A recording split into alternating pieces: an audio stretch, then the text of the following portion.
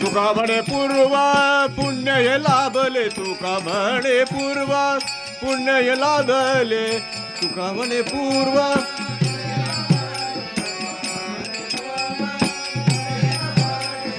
घराती ते आले संत जन,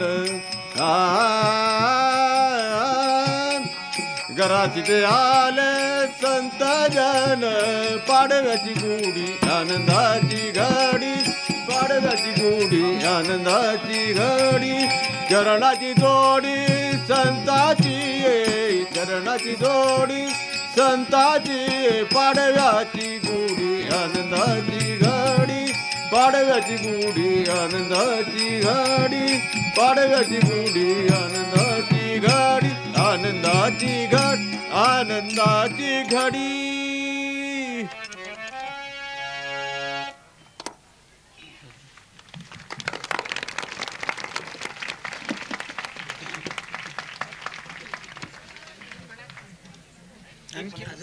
अजून एक भजन म्हणा एक भजन होय या म्हणून एक चांगलं प्रोग्राम हा शेवटचा आहे त्यामुळं समाधान कर.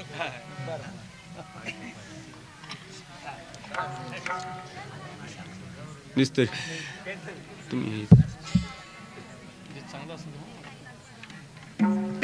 तुम्ही घ्या ना.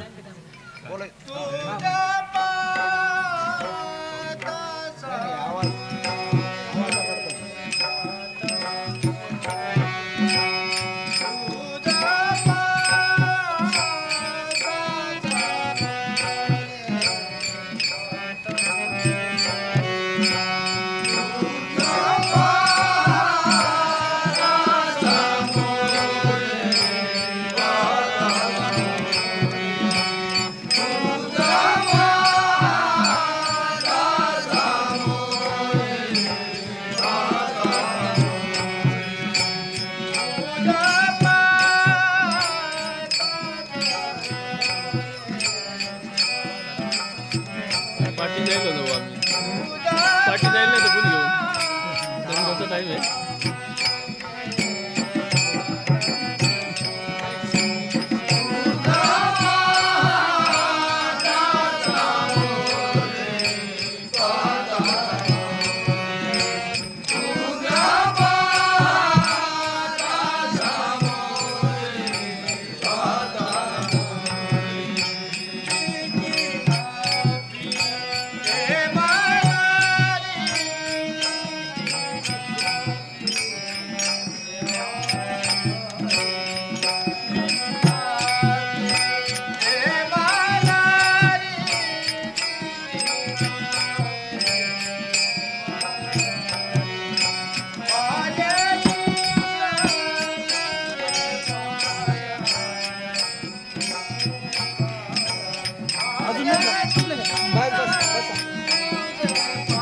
आणलेच नाही वाटतं फुलं तुला आणायला सांगितलं तू आणलेच नाही आणायला सांगितलं तुला आणलेच नाही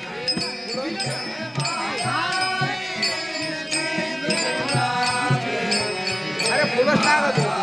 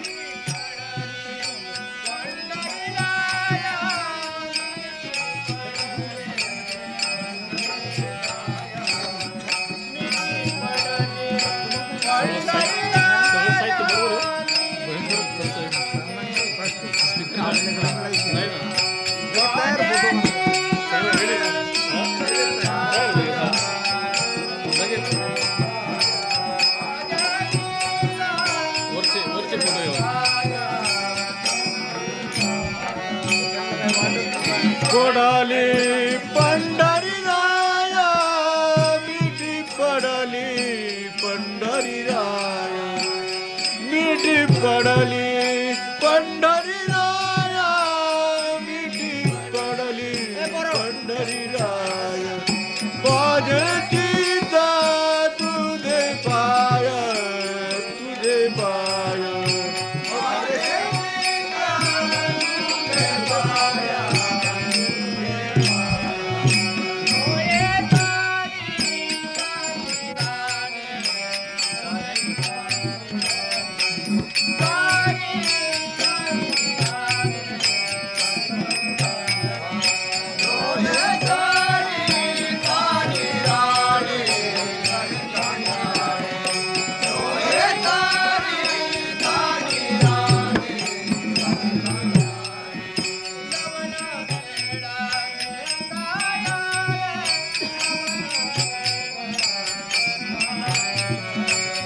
फोटो घे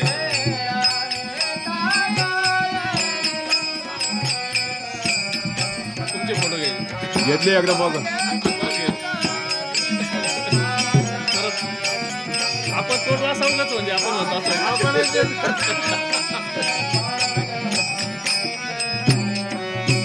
पुन्हा मेळविता गळे लवण मेळविता गळे लवण मेळविता गळे लवण मेळविता गळे माझे चिता तुझे पाया तुझे पाया माझे चिता तुझे पाया तुझे पाया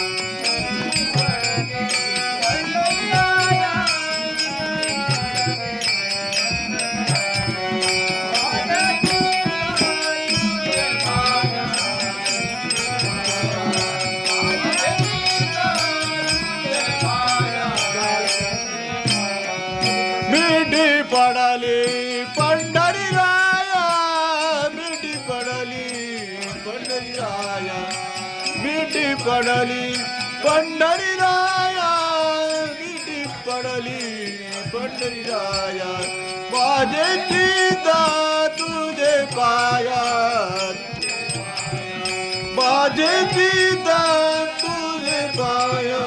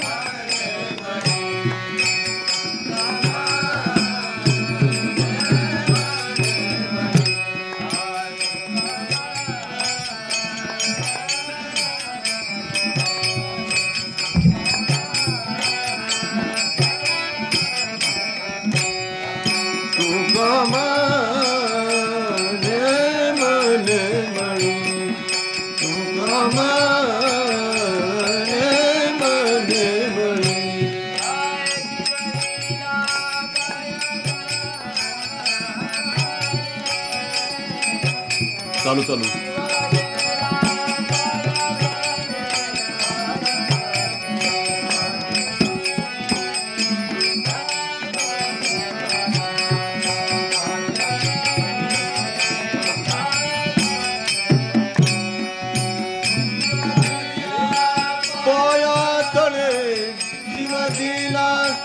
पायतळी तुझे गीता तुझे पायी तुझे गीता तुझे पायी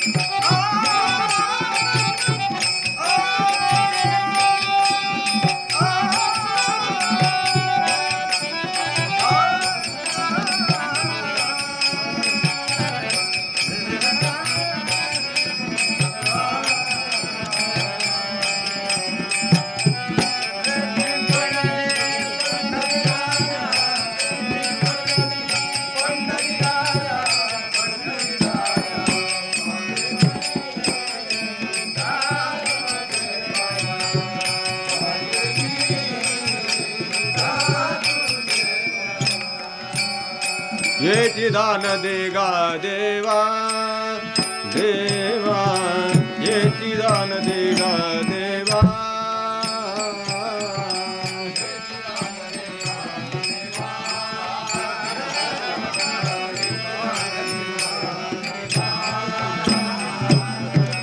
तुझा विसरण बाबा तुझा विसरण बाबा गुण गायन आवडी गुण गायन आवडी आवडी गुण गायन आवडी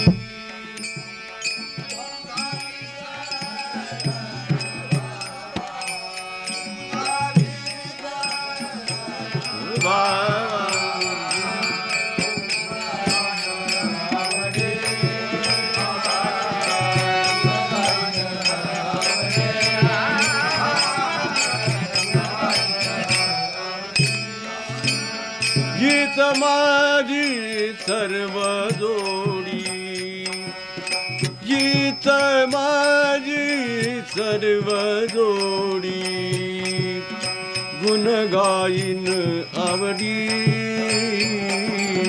गुण गायन आवडी आवडी गुण गायन आवडी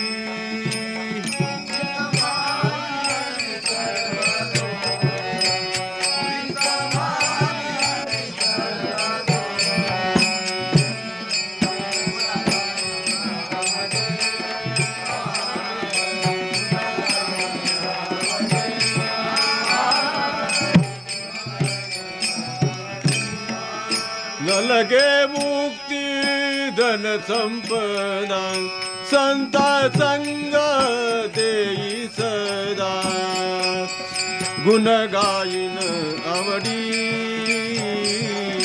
गुण गायन आवडी आवडी गुण गायन आवडी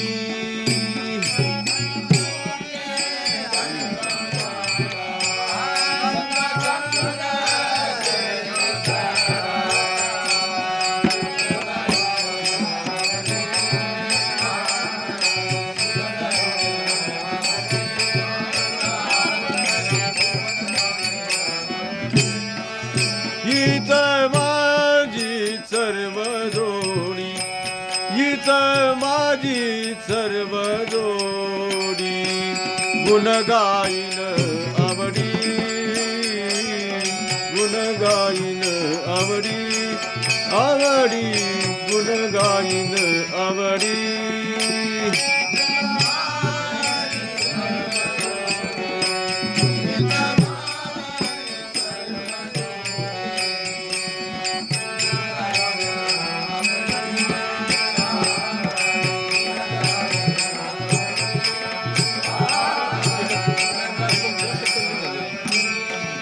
न लगे मुक्ती धन संपदा न लगे मुक्ती धन संपदा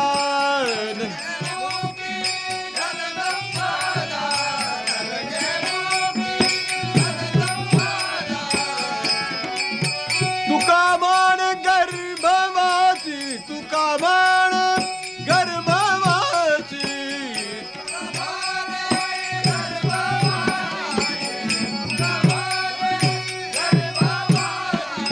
सुखे घालवे आमासी सुखे घालवे आमासी गुण गुण गायन आवडी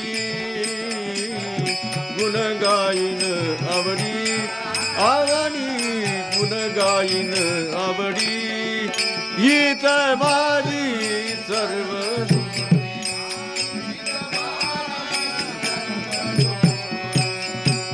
गुण गायन आवडी गुण गायन आवडी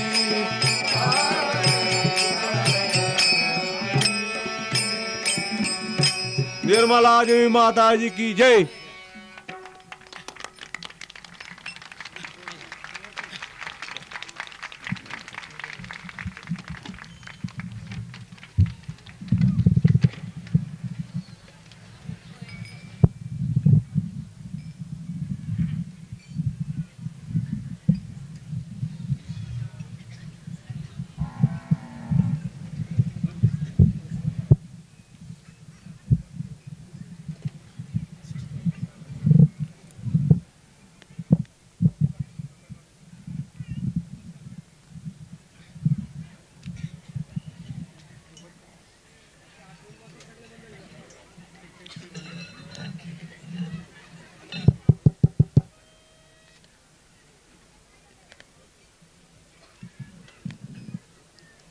चालू नाही.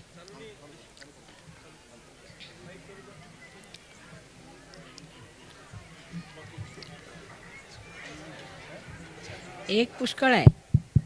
एकानेच आवाज चांगला येईल. एकच राहू दे. मला वाटतं याने आवाज नाहीतर इकोज येते.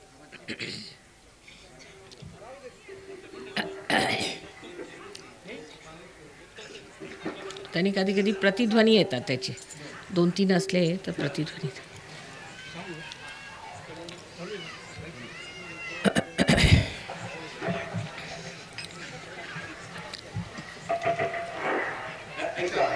आता माताजींचं प्रवचन चालणार आहे. सर्वांनी मांडी घालून आणि दोन्ही हात असे समोर ठेवून आणि शांततेने एकाग्रतेने त्यांच्याकडे पाहून बसावा. आता प्रवचनाला सुरुवात होणार.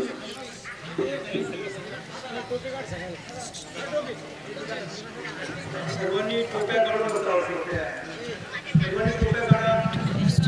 हे नाही आहे का जरा सॉर्फ मार.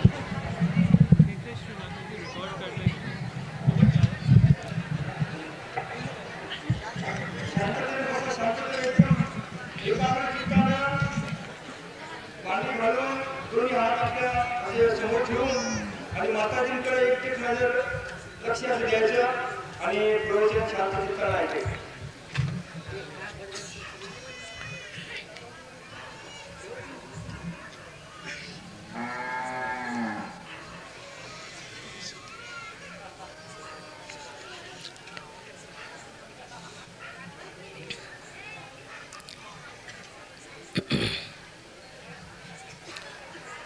हस्तगावचे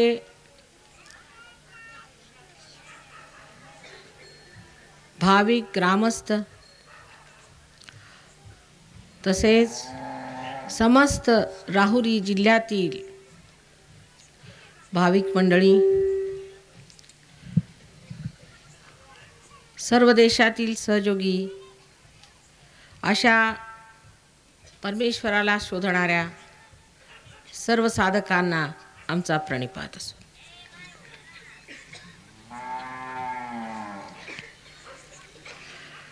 आजचा दिवस किती महत्त्वाचा आहे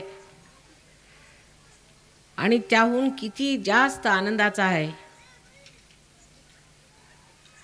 आज द्वितीयेचा चंद्र आकाशात पाहिला आणि त्याबरोबर शुक्राची चांदणी बघितल्याबरोबर माझ्या लक्षात आलं की आज चंद्र शुक्राची युती असल्यामुळे फार मोठा योग घडणार आहे. इथे आल्यावर आपणा लोकांचं सर्वांचं उत्कंठेने वाट पाहणारं ते दृश्य बघून माझ्या डोळ्यात एकदम अश्रू उभे राहिले. ह्या कलियुगात आईची वाट पाहणारं असं कोण आहे? आईचं प्रेम आपल्या मुलावर आहे ते नैसर्गिकच असतं, पण मुलांनी इतकी उत्कंठेने आईची वाट पाहावी हे एका मोठ्या सत्याचं द्योतक आहे. द्योतक असं आहे की हा कलियुग संपून आता सत्ययुगाला सुरुवात होणार आहे. याबद्दल मुळीच शंका नाही. आपण गाजत वाजत नाचत लेझिम खेळत इथे आणलं आणि इतक्या सुस्वरांनी आमचं स्वागत केलं. आमचं महत् भाग्य आहे. एका आईचं ह्याहून काय मोठं भाग्य असू शकतं. त्याबद्दल आम्ही काय आपल्याला आभार द्यावेत आणि काय आपणा सर्वांचे गुण गावेत. ही भाविकता जगात कुठेही मिळत नाही.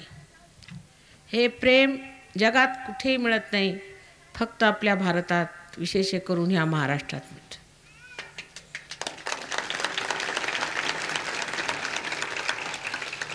आईची आस्था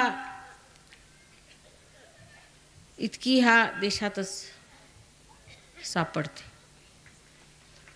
हा आईचा देश आहे. इथे देवीचा वास आहे. देवीची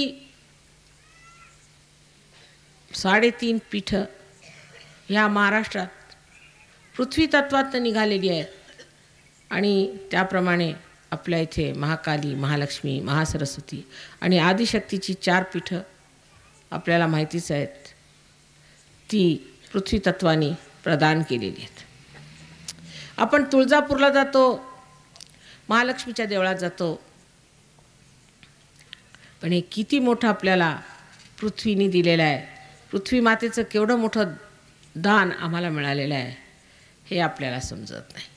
इथून फारच जवळ असं सप्तशृंगीचं सुद्धा जे देऊळ आहे ते आदिशक्तीचं आहे. आणि सप्तशृंगी म्हणजे जिनी 7 चक्रांच्या पीठावरती आपलं अधिष्ठान मांडलेलं आहे अशी अर्धमात्रा आहे. ही सर्व देवींची देवी, सर्वांची आई अशी आदिशक्ती आहे. ह्याबद्दल कोणी आपल्याला माहिती सांगितली नाही. कोणी सांगावं हे देवीचं मंदिर आहे, भाविक लोकांनी आपलं हृदय त्याला देऊन टाका. ह्या परंपरेतूनच अत्यंत निकृष्ट तऱ्हेचे लोकसुद्धा हे आपल्या देशात आले आणि त्यांनी भाविक आणि प्रेमळ लोकांच्यापासनं पैसे उकळून त्यांना छळून अत्यंत त्रास दिला. कलियुगाच्या अनेक गोष्टी आहेत, त्यातल्या आत्ता सध्यावत झालेल्याच तुम्हाला माहिती आहेत की संतांना किती त्रास झाला. इथे शिर्डीचे साईनाथ जवळच होते, त्यांना लोकांनी किती छळलं. मुसलमान म्हणून त्यांची किती अवहेलना केली. त्यानंतर श्री संत तुकारामांना किती लोकांनी त्रास दिला. श्री ज्ञानेश्वरांना लोकांनी किती त्रास दिला. हे सर्व ह्या कलियुगात झालं. सर्व संतांनी म्हटलं पाहिजे माझ्याच मुलांनी एवढा त्रास सहन केला आणि आज आपण माझा जो गौरव केला आहे त्यांनी त्यांच्या आत्म्याला केवढी शांती मिळेल हे मी सांगू नाही शकत. कारण माझ्यामध्ये ते बघतात की आज संतांना ओळखलं गेलं. लोकांनी संतांची ओळख घेतली आणि संतांचा मान केला. हा सगळ्या गतायुष्यामध्ये जेव्हा ते छळले जात होते तेव्हा त्यांचा मी काही भलं करू शकलो नाही. हताश होऊन निरुपाय होऊन बघत बसलो. ते आज सार्थक झाल्यासारखं मला वाटत आहे. तुम्ही संतांना ओळखलं ही फार मोठी गोष्ट आहे. संतांना ओळखणंसुद्धा अत्यंत भाविकतेतच, प्रेमळपणात आणि शुद्ध आचरणातच येतं. ज्या मनुष्याला हृदय शुद्ध नसेल तो संतांना ओळखू शकत नाही. आजकाल असे पुष्कळसे संत जगामध्ये निघालेले आहेत जे तुमच्याकडनं पैसे उकळतात, तुम्हाला खोटं सांगतात आणि पुष्कळसे परदेशात जाऊनही धंदे करत आहेत. त्यांनी अनेक धंदे असे केलेले. तेव्हा संतांचं ओळखायचं लक्षणसुद्धा प्रत्येक महान संतांनी लिहून ठेवलेलं आहे. त्याची खूण बाळगली. संत नेहमी संतांना ओळखतात. त्यांना ओळख परत करून द्यावी लागत नाही. ते सगळ्यांना ओळखतात. तेव्हा आपल्या ह्या अस्तगावी आपण बोलवलं आणि ह्याचं नाव अस्तगावपेक्षा मस्त गाव म्हटलं असतं तर बरं झालं असतं. कारण सगळे भक्तीच्या मस्तीत नुसते नाचत होते आणि माझ्या हृदयाला जसं काही एखाद्या समुद्राला भरती यावी तशी इतकी भरती आली की मला असा विचार आला की आता ह्या प्रेमाच्या भरात मी बोलणार तरी काय आणि ह्यांना सांगणार तरी काय. हा प्रेमाचा आनंद गगनात मावेनासा झाला. एवढं सौंदर्य जे आहे ते आतून हृदयातनं जाणलं पाहिजे आणि ओथंबून नुसतं वाहत आहे असं मला वाटायला. हे दृश्य बघायला देवदेवता आणि सगळे जरी आले तरी त्यांना असं वाटेल की अद्भुत शोभा आहे. हे असं कधीही झालं नाही. संतांचा एवढा मान कधीच झालेला नाही. असंतांचा झाला, दुष्टांचा झाला, राक्षसांचा झाला, वर दाखवणाऱ्या लोकांचा मान झालेला आहे. पण एखाद्या संताचा मान आजच मला इतक्या जोरात दिसला. मला फार आनंद झाला. संतांनी काय दिलं आपल्याला असे पुष्कळ लोक मला म्हणतात. आज संतांनी जे दिलं ते ह्या भजनात तुम्ही बघता की त्यांनी परमेश्वराचे पाय धर, परमेश्वराच्या चरणी लाग, ह्या आपल्या चेतनेला जी ऊर्ध्वगामी गती दिली, जी वरच्या बाजूला बघण्याची आपल्याला जी स्थिती दिली, फार मोठं आपल्याला दिलं आहे. हे आपल्याला माहीत नाही आपल्याला केवढं मोठं संतांनी देऊन ठेवलं आहे. हीच गोष्ट जर ह्या विदेशातल्या लोकांना सांगितली असती तर तेवढे अधोगामी गेले नसते. श्रीकृष्णाने स्पष्ट सांगितलं आहे की चेतनेचं झाड उलटं वाढतं त्याची पाळमुळं ह्या डोक्यामध्ये आहेत, आपल्या मेंदूत आहेत आणि बाकी सगळं काही खाली वाढतं. तेव्हा जे लोक खालच्या बाजूला वाढत गेले झाडासारखे, हे परदेशात राहतात. त्यांचं लक्ष परमेश्वराकडे नाही. त्यांचं लक्ष तिकडे नसल्यामुळे त्यांची अधोगती होत गेलेली आहे आणि अधोगती होत होत अगदी ते लोक वाया गेलेले आहेत. आपल्याला त्यांच्याबद्दल फार कल्पना वाटतात, कारण त्यांच्याजवळ मोटारी आहेत, गाड्या आहेत, घरं आहेत, राहायला आहे, हे आहे ते, त्याच्यात काही राम नाही. जर त्यांना त्याच्यात काही राम मिळाला असता तर आज तुमच्या अस्तगावाला ह्याची धूळ आपल्या मस्तकाला लावायला ते आले नसते. ते ज्या महाराष्ट्रात आज आले आहेत ते ह्याचं महत्त्व समजून की ह्या महाराष्ट्रामध्ये विशेष करून राहुरी जिल्ह्यात किंवा आपण म्हणू या नगर जिल्ह्यामध्ये जे मोठमोठाले संत साधून गेले, त्यांची ही पुण्यभूमी आहे. त्यांच्या पुण्याईला जाणारे हे संत आहेत, म्हणून हे संत इथे आले. आणि संत जेव्हा कुठेही जातात तेव्हा त्यांना एकच कारण असतं की जाऊन तिथे आपल्याला परमेश्वराचा संबंध होतो. आम्ही जेव्हा देहूला गेलो होतो, ह्यांना देहूला घेऊन गेलो, तर ह्यांनी तिथली माती उचलून आपल्या कपाळाला लावली. मी म्हटलं हे असं का करता? तर म्हणे की माताजी तुम्ही बघा, या जमिनीतनं चैतन्य वाहते. तुकाराम बुवा इथे अनवाणी चालली असती, त्यांच्या पायाच्या ह्यांचे असं वाटतं जसे काही कारंजे वाहून राहिलेले. हे संतांना ओळखायचं. आज तुकारामाला त्यावेळेला लोकांनी उचलून धरलं नाही, उलट त्यांच्या गाथा नेऊन इंद्राणीत घातल्या होत्या. पण ह्या लोकांनी त्या धुळीला आपल्या मस्तकाला लावलं, आपल्या डोक्यावर ठेवलं आणि म्हणे माताजी थोडा वेळ तरी हे थंडावा आमच्या डोक्यात राहू द्या. संतांची ओळख संतांना असतेच, पण त्यावेळेला किती असे संत होते. आपल्याला माहिती आहे गोरा कुंभाराचं फार चांगलं उदाहरण आहे की जेव्हा नामदेव त्यांना भेटायला गेले तेव्हा त्यांनी जाऊन बघितल्याबरोबर सांगितलं की निर्गुणाच्या भेटी आलो सगुणाशी. तुला भेटायला मी आलो तो चैतन्य बघण्यासाठी, तर तू सगुण होऊन बसलेला आहेस. आता तो कुंभार हे एक सर्वसाधारण शिंपी आणि त्यांच्यामधल्या गोष्टी बघा कुठल्या, जसे काय स्वर्गातच फिरून राहिले, ते स्वर्गिक गोष्टी आपापसात झाल्या. ह्या सर्व गोष्टी ते जे बोलत असत आणि करत असत ते आपल्या समजात येत असत. त्यावेळेला नामदेवसुद्धा आपल्या इथून नंतर निघून पंजाबात गेले. तुम्हाला आश्चर्य वाटेल, पंजाबात त्यांचा फार मान झाला. इतकंच नाही, नानक साहेबांनी त्यांना असं सांगितलं की आता तुम्ही पंजाबी भाषेमध्ये सुद्धा काव्य लिहा. मग त्यांनी पंजाबी भाषेत काव्य लिहिलं आणि पुष्कळ काव्य लिहिलं आणि त्यातली बरीच काव्य त्यांनी आपल्या ग्रंथसाहेबमध्ये संकलित केली. नामदेवांचा फार उदो केला. असे हे नामदेव आपल्यासाठी काहीच नाही. आपल्यासाठी त्याचं एवढं महत्त्व त्यावेळेला नव्हतं, कारण त्यावेळेला देवळातल्या लोकांनी त्यांना फार त्रास दिला. विठ्ठलाच्या पायी राहणारे, विठ्ठलाला मानणारे, कारण ते एक शिंपी जातीचे होते म्हणून त्यांचं कुणी महत्त्व नाही केलं. खरोखर परमेश्वराच्या साम्राज्यात जात एकच असते, संत. दुसरी कोणची जात?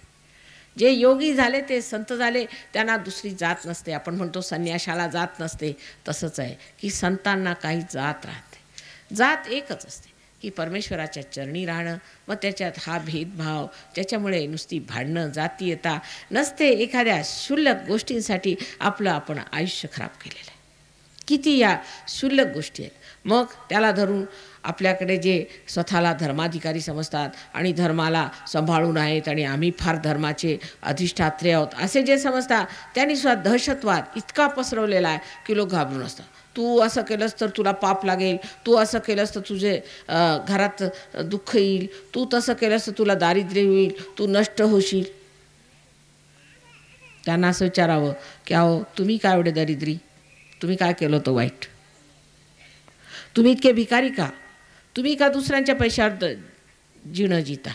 तुमचं जे हे जीवन आहे हे किती लांछनास्पद आहे.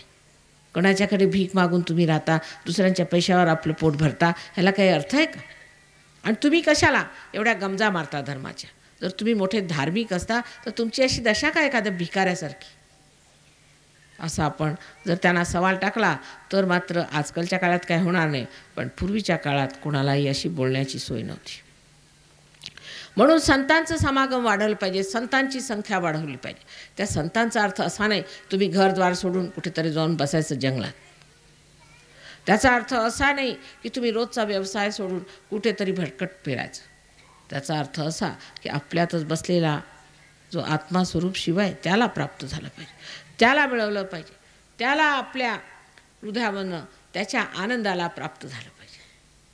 हे सगळं जे घटित व्हायचं आहे ते करण्यासाठीच आम्ही आज अस्तगावला आलो. जो आपल्यामध्ये आत्म्याचा मोठा बारीक साठा आहे, ज्याच्यामुळे सर्व काही संसारात मिळू शकतं. जे श्रीकृष्णाने सांगितलं की योगक्षेम वाम्यम, योगाशिवाय तुला क्षेम मिळणार नाही, योग घटित झाला पाहिजे. हा योग आपल्यामध्ये अगदी सहजच होतो. आपण एखादं लहानसं बी बघावं, त्यात कुठे अंकुर आहे म्हटलं तर माहीत नाही बा, अंकुर कुठे बीत काय आम्ही पाहिलं नाही असंच म्हणतील लोक बहुतेक. पण ते जर भिजवलं तर त्याच्यात तुम्हाला दिसेल की अंकुराची एक लहानशी जागा बनवलेली आहे.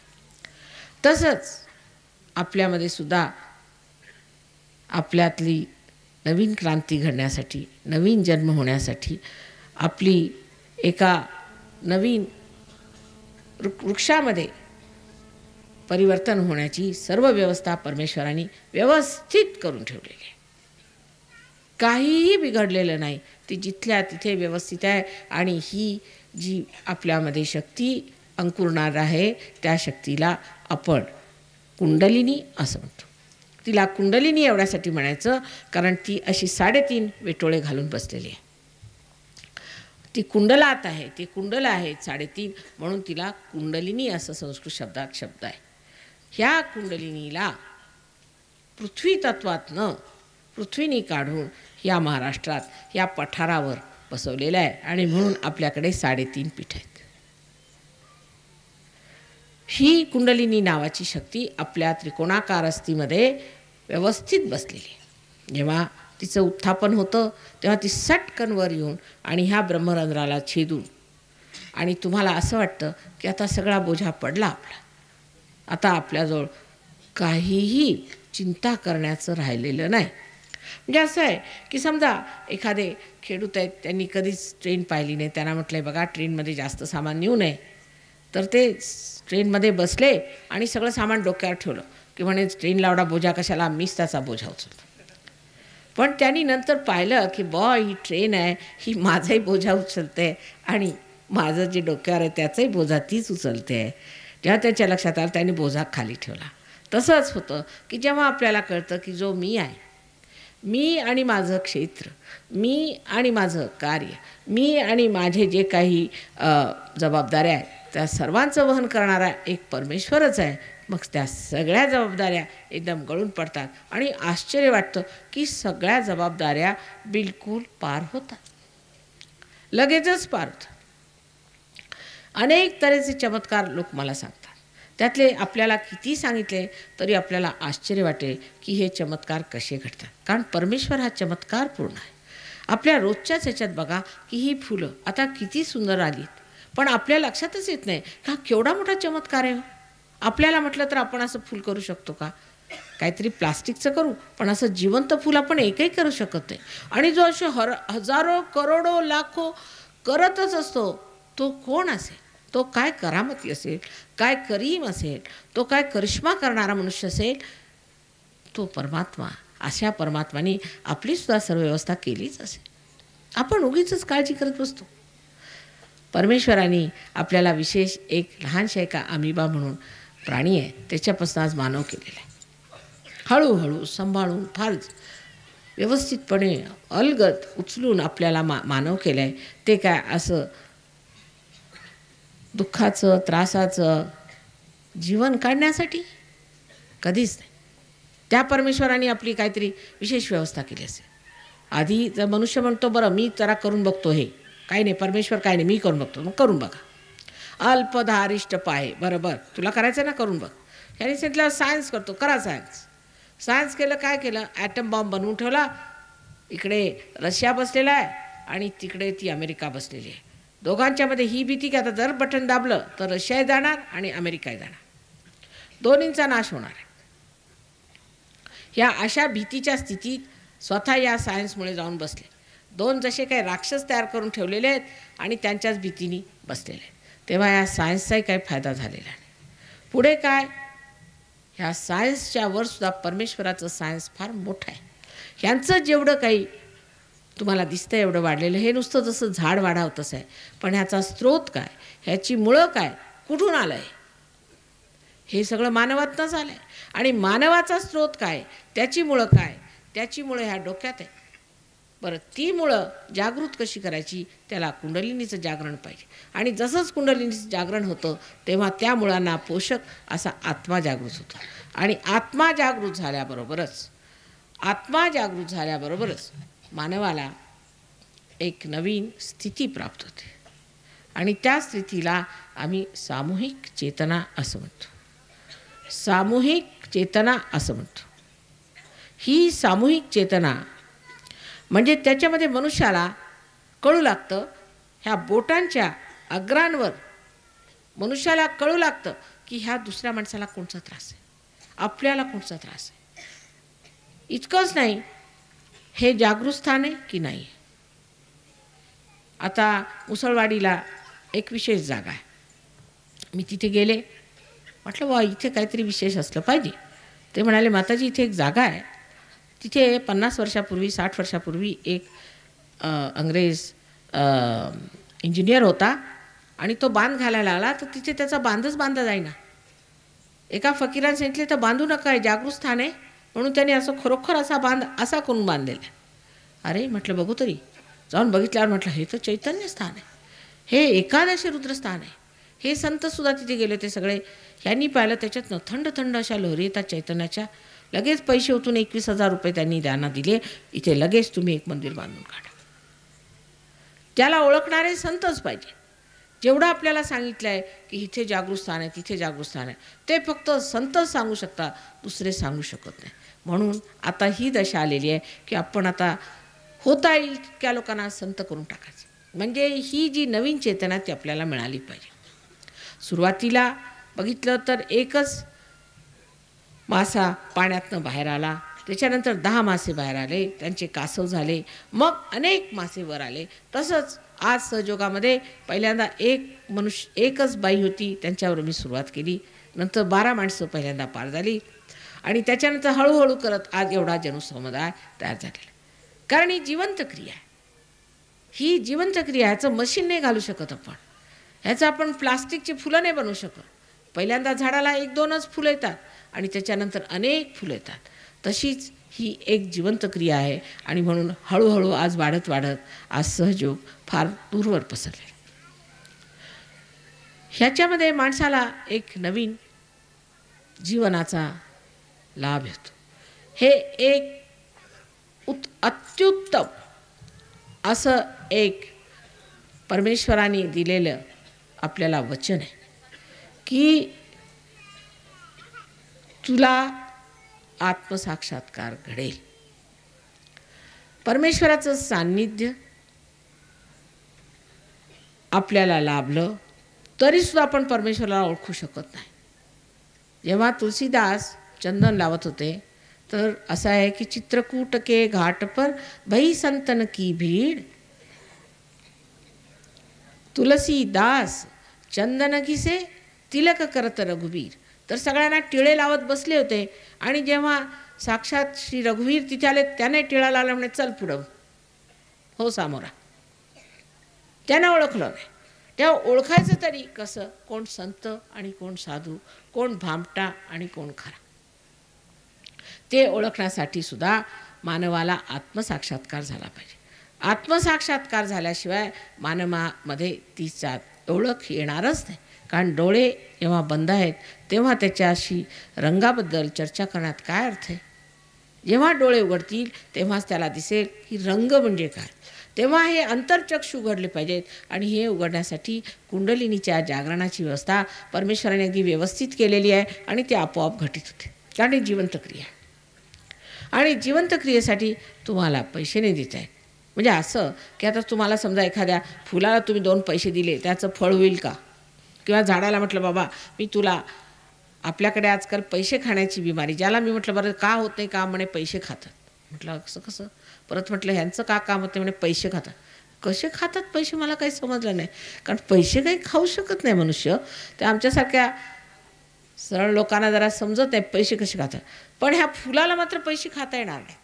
किंवा एखाद्या झाडाला तुम्ही जर पैसे चारले तर तो काही खाऊ शकत नाही आणि त्याचा काही उपयोगसुद्धा नाही. त्याच्यात तुम्ही डोक्यावर उभे राहा तर पायावर उभे राहा, तुम्ही जर त्या झाडाला पाणी घातलं प्रेमाचं तर लगेच त्या झाडाचं परिवर्तन होऊन त्या फुलांना फळं लागणार.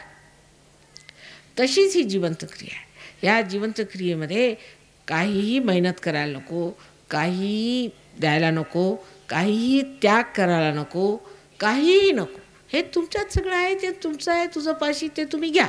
हे संतांनी सांगितलं आहे. दुसरं काय त्यांनी सांगितलं बिचाऱ्यांनी? त्यांनी सांगितलं तुझं आहे तुझं पाशी. थोडंसं लपलेलं आहे, अजून प्रकाशित झालं नाही, तुझ्या चित्तात ते आलं नाही, तेवढं मिळू दे, हे सांगितलं ना. पण त्यासाठी केवढा त्यांना त्रास दिला, त्यांना मारहाण केलं, त्यांना क्रॉसवर चढवलं, त्यांना काय सोडलं नाही लोकांनी. ही म्हणजे अगदी सगळीकडे एकच कहाणी आहे. त्यांनी काय तुमच्याकडे पैसे घेतले का काय मागितलं की काय तुम्हाला सांगितलं की तुम्ही असं करा, की तुम्ही बसून आता घोकत बसा आमचं नाव, असं काहीच सांगितलं नाही. साधं सरळ आत्मज्ञान प्राप्त करायचं, आत्मबोध झाला पाहिजे असं सगळ्यांनी, आपल्याच देशात नाही प्रत्येक देशात. चायनामध्ये मी गेले तर चायनात बघते कन्फ्युशस झाले, ते हे सांगून गेले. त्याच्यानंतर तिथे लाओत्से झाले, ते हे सांगून गेले. जपानला गेले, तिथं झेन सिस्टम आहे. झेन म्हणून एक विदितामा म्हणून बुद्धाचा शिष्य होता, त्यांनी सांगितलं, बुद्धांनी सांगितलं की आत्मसाक्षात्कार पहिल्यांदा घे, मग देवाच्या गोष्टी कर. कारण जर आत्मसाक्षात्कारच झाला नाही आणि नुसत्या देवाच्या गोष्टी केल्या म्हणजे मनुष्य वाया जाणार. म्हणून पुष्कळ बुद्धाला असं म्हणतात तो निरीश्वरवादी आहे, त्याचा ईश्वरावर विश्वास नाही. पण ती गोष्ट नाही, त्याने सांगितलं आत्मसाक्षात्कार झाल्याशिवाय जर ह्याच्या ईश्वराच्या गोष्टी केल्या तर तो समजेल हो झालं मला ईश्वर मिळाला.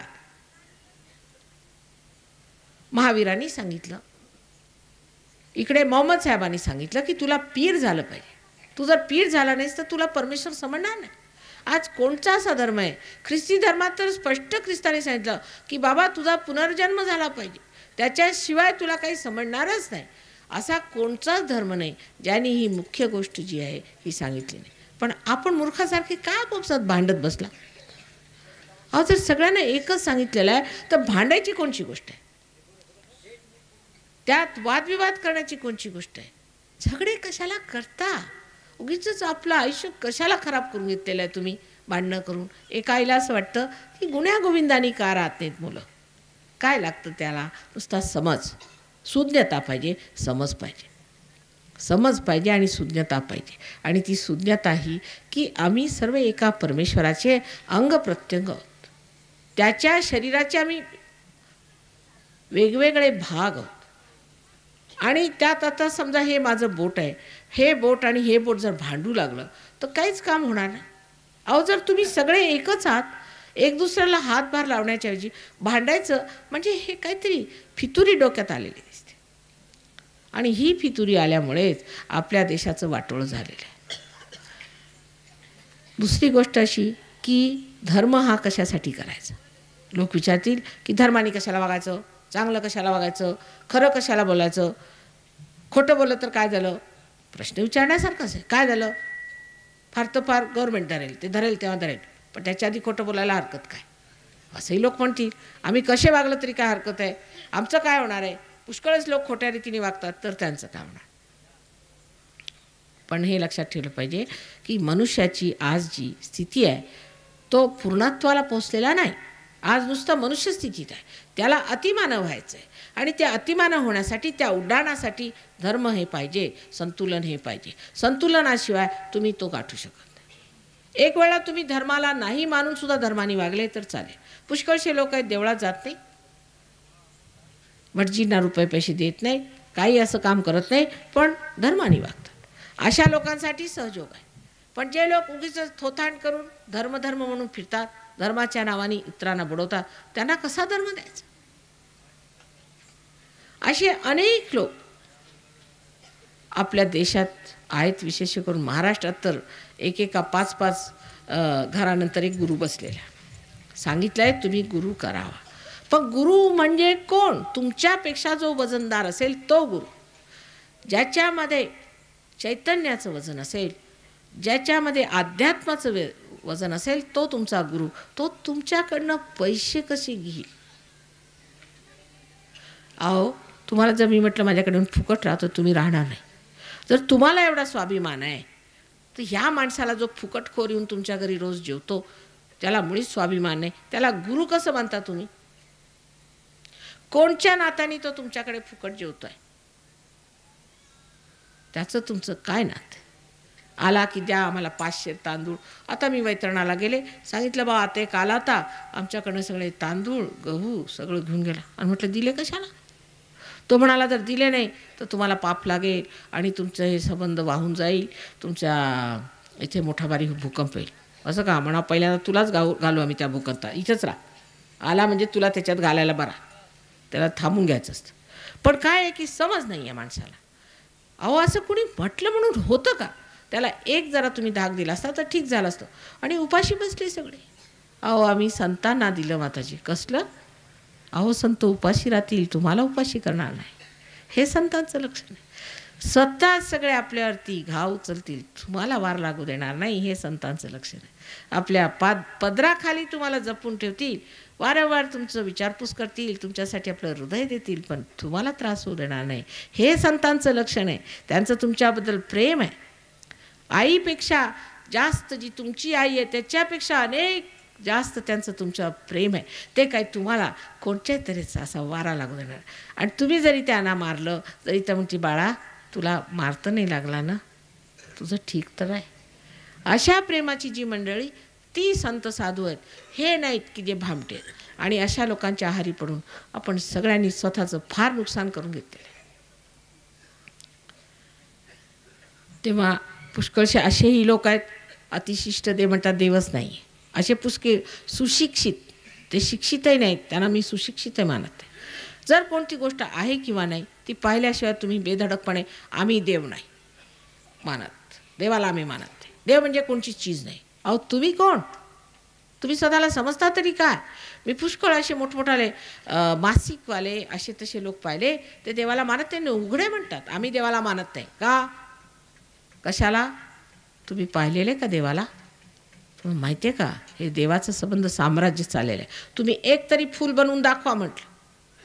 बनवू शकता का तुम्ही एक तरी फूल? मग कशाला गमजा मारता? तुम्ही केलं आहे काय? मेलेल्या वस्तूंचं मेलेलं काहीतरी करायचं. एखादं झाड मेलं की त्याची खुर्ची केली की फार मोठं काम केलं का तुम्ही? दगडाचे तुम्ही जर घरं बांधली तर काय फार मोठं काम करून ठेवलं आहे तुम्ही? एक तरी जिवंत कार्य करून दाखवा, मग म्हणता येईल की तुम्ही परमेश्वराबद्दल बोलू शका. पण ते कार्य फक्त आत्मसाक्षात्कारानंतरच करू शकता. जिवंत कार्य हे नुसतं आत्मसाक्षात्कारानंतर होतं, त्याच्या आधी आपण करू शकतो. इतक्या शक्ती आपल्यामध्ये समावलेल्या आहे, त्या सगळ्या शक्ती आपल्यामध्ये जागृत होतात आणि आपण अत्यंत शक्तिशाली आणि समर्थ असे होतो. आपल्याला अजून आपली कल्पनाच नाही आहे की आपल्यामध्ये किती शक्ती आहेत आणि त्याचा आपण कसा सुंदर उपयोग करू शकतो. आणि ही सर्व शक्ती प्रेमाची शक्ती. आत्तापर्यंत आपण प्रेमाची शक्ती वापरून पाहिलेली नाही. फक्त आपण द्वेषाची शक्ती वापरतो, भांडाभांडी करण्यासाठी, दुसऱ्यांच्यावरती चढाई करण्यासाठी, दुसऱ्यांना खाली पाडून टाकण्यासाठी. पण ही प्रेमाची शक्ती आहे. ही जेव्हा आत्म्याची शक्ती जागृत होते तेव्हा त्या प्रेमाच्या शक्तीमध्ये अशी कामं घडतात की लोकांना आश्चर्य वाटतं की असं कसं घडलं माताजी, आम्हाला समजलं नाही. सुदाम्याला सुद्धा जाऊन कृष्णाला भेटावं लागलं, तेव्हाच त्याचं क्षेम घडलं. तसंच आहे की आज तुमची जेव्हा जीवाची शिवाची जेव्हा भेट होईल आणि हा योग घडेल तेव्हा आपोआप ह्या अस्तगावात, ह्या संबंध जिल्ह्यामध्ये अत्यंत सुंदर असे परमेश्वराचे साम्राज्य. त्या साम्राज्यामध्ये तुम्ही सगळे आनंदात, समाधानात, समृद्धीत अत्यंत सुंदरतेने राहू शकता, आपापसात प्रेमाने राहू शकता. ही तुमची भाविकता, हे सुकृत, हे फळाला येणार आहे. आणि फळाला येण्यासाठीच आज आपण इथे जमलेले आहोत. तेव्हा मला इतका आनंद झालेला आहे की खरंच मी आज बोलले तरी कशी ह्याचाच मला आश्चर्य वाटतं. माझं इतकं हृदय भरून आलं होतं. इतके भाविक, इतके सोज्वळ लोक परदेशात कधी येतील असं वाटतं. हे परदेशचे लोकसुद्धा अगदी शर्मेनी आपले माना खाली घालतात की माताजी तुम्ही इतके 12 वर्ष तिथे मेहनत केली, तेवढ्यासाठी आमचे साहेब तिथे आहेत ना, म्हणून मला जावं लागतं. आणि काही असं कुठे पाहत नाही. असे लोक जे संतांना ओळखतात, जे परमेश्वराला ओळखतात, ते देवीला ओळखतात, असे लोक आमच्या तिथं नाहीत. आमच्याकडे तर भामट्यांचंच राज्य. तिथे शक्यच नाही. कुणीच तुम्हाला ओळखणार नाही. तुम्ही जर तिथे आलात तर फार मुश्किलीने आम्ही थोडे बहुत लोक तयार झालो, बाकी फार कठीण काम आहे. सारखं त्यांचंच रडगाणं चालतं की असे असतं गाव आणि असे जसं आम्ही काल गेलो होतो तिकडे संगमनेरला गेलो होतो, नंतर 2-3 ठिकाणी आणखी जिथे जिथे असेच प्रोग्राम झाले ते सर्व बघून ते म्हणतात की हे गणोरीसारखे लोक हे कुठे मिळणार आपल्याला, हे कुठे दिसणार, कधीच बघितलं नाही आणि कधीच होणार नाही. श्रीरामपूरला सुद्धा इतका मोठा जमाव आणि इतकी सुंदर व्यवस्था होती आणि 2 मिनिटात लोक पार झाले. 2 मिनिटात कुठं होतं. माझे 4 वर्ष मी मोडले 7 माणसांच्या कुंडलिन्या उचलताना त्या इंग्लंडमध्ये. कसलं ते गाव नाही, काय घाण आहे नसती, मला तर नरक वाटतं. 7 लोकांच्या कुंडलिन्या उचलायला मला 4 वर्ष लागले. आता गणित करा. आणि काल कमीत कमी 6,000 लोकांच्या कुंडल्या उचलायला मला 2 मिनटं लागली. आता तुम्ही काय आहात ते जाणून घ्या. लोक मला म्हणतात काय खेडेगावात फिरता. अहो म्हटलं तिकडेच देव आहे, बाकीकडे भूतच आहेत शहरात. तिकडेच मला फिरू त्या देवांच्यामध्ये, ह्या भूतांच्यामध्ये फिरायचं नाही मला. आणि मुंबईला 2 दिवस जरी 3 दिवस राहायला मिळालं तर 4थ्या दिवशी मी काढता पाय घेते. तरी तिथे पुष्कळ लोक झाले. आता 5-6 हजार लोक आहेत सहयोगी मुंबईला सुद्धा, म्हणजे त्या नरकात 5-6 हजार आहेत. पण अतिनर्क जो आहे तो परदेशात आहे, महानर्क. आणि त्या नरकामध्ये तुम्ही बघा की काय तुम्ही लोक आहात, काय तुम्हाला वरदान आहे परमेश्वराचं, काहीतरी पूर्वजन्माचे फार मोठे लोक आहात तुम्ही, मोठे मोठे संत साधू आहात.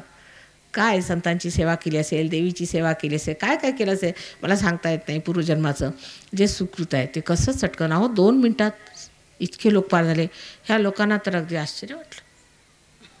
म्हणे की ह्या सगळ्यांचे पाय धरावेत असे लोक आहेत. म्हटलं आहेतच. तुम्हाला काय वाटतं ते छान चोकीचे कपडे घालून तुम्ही मोठे होणार नाही, मोटारीत फिरून होणार नाही. गाढवालाही मोटारीत बसता येतं, त्यात काय विशेष आहे. कसंही करून कोंबतात तर येतच गाढवाला, त्यात काय विशेष तुम्ही मिळवणार आहात.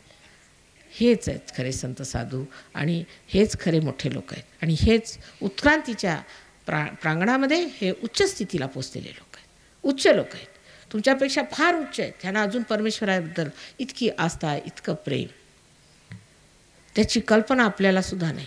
आम्ही केवढे धनाचे धनी आहोत ह्याची आपल्याला कल्पना नाही. ही आपली नम्रता आहे, कारण आपल्याला माहिती नाही. जर तुम्ही परदेशात जाऊन बघाल तर तुम्हाला आश्चर्य वाटेल की हे जिवंत तरी कसे राहतात. पण किड्यांना काय, किडे म्हणजे घाणीतच जिवंत राहतात, अशी यांची स्थिती. ह्यांच्यापासून आपल्याला काही शिकण्याचं नाही. मी तुम्हाला स्पष्ट सांगते, ह्यांच्यापासून काही शिकू नका. यांनाच तुमच्यापासून शिकायचं. खरंच ऐकून घ्या माझं. तुम्हाला अजून कल्पना नाही आहे की हे लोक किती घाणीत आहेत आणि किती घाणीत राहतात. त्यांना काही सुद्धा नीतिमत्तेची वगैरे कशाची कल्पना नाही. आज हे त्याच्यातनं त्या घाणीतच, त्या चिखलातच कमळासारखे वर आलेत.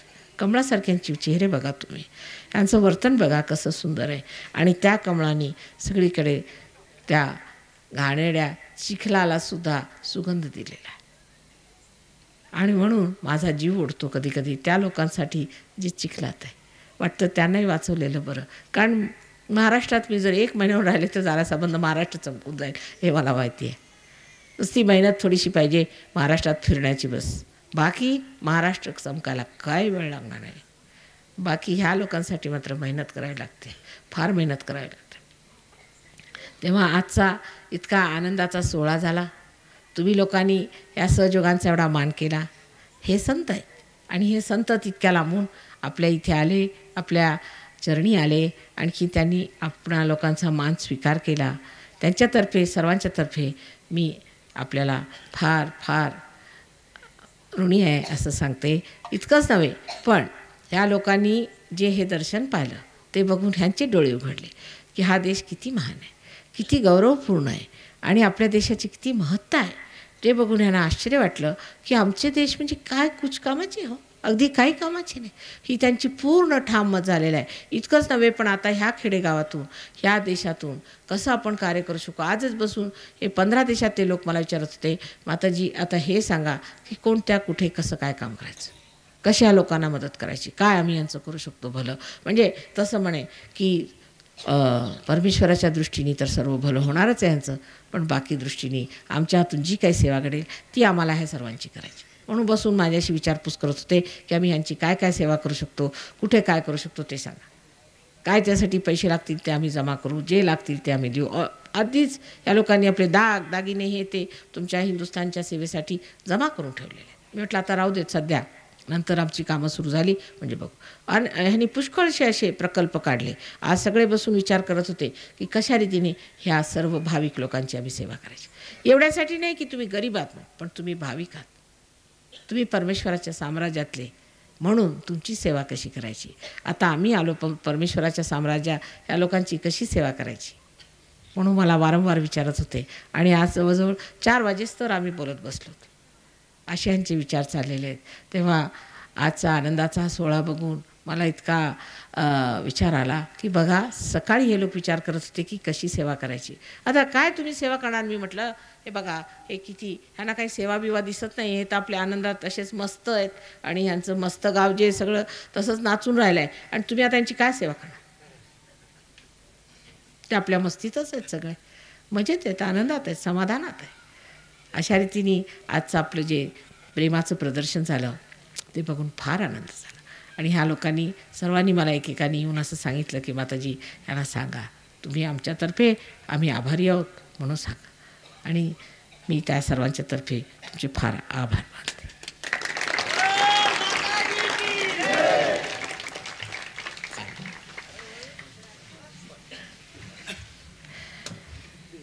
आता आपण ह्याच्यानंतर व्यवस्थित कुंडलिनी जागृतीचा प्रोग्राम करू. तसंच श्रीरामपूरला मी लोकांना म्हटलं होतं तुम्ही प्रश्न वगैरे विचारा, पण त्यांनी थोडीशी हलचल वाढते. तेव्हा जर तुम्हाला काही प्रश्न असले तर तुम्ही ते लिहून जर दिले तर आम्ही नंतर त्याचं तुमचं समाधान करू. पण एवढं लक्षात ठेवलं पाहिजे की कुंडलिनी जागरणाशिवाय कोणती गोष्ट करणे म्हणजे बोलाचाचं भात बोलाचीच कडी. एकदा जागरण झाल्यावर बघाल तुमची तब्येत कशी सुधारते, तुमच्या सर्व घाणेरड्या सवयी कशा सुटतात, बहुतेक लोकांच्या सुटतात.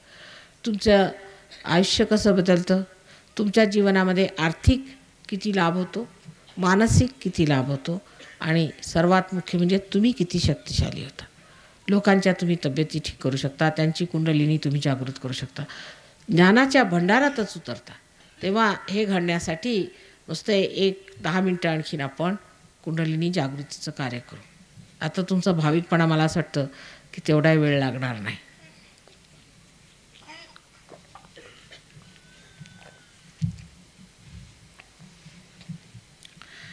सगळ्यांनी बसून घेतलं तर बरं होईल, बसले तर बरं होईल. बसून घ्या, जरा जमिनीवर बसलेले बरे, आणि बरे बसले असले पण बसून घेतलं तर जरा स्वस्थ असतं मनुष्य. स्वस्थ, स्वमध्ये जो स्थित आहे, स्व म्हणजे आपली आत्मा, ह्या आत्म्यामध्ये जो स्थित आहे तो स्वस्थ. आपल्या संबंध भाषेला किती खोलपणा आहे तो पाहायला पाहिजे.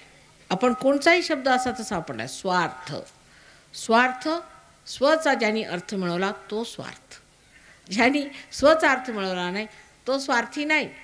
आपण जे स्वार्थ म्हणतो खोटा स्वार्थ आहे, त्याला काही अर्थ नाही, कारण त्यांनी स्वचा अर्थ कुठे मिळाला.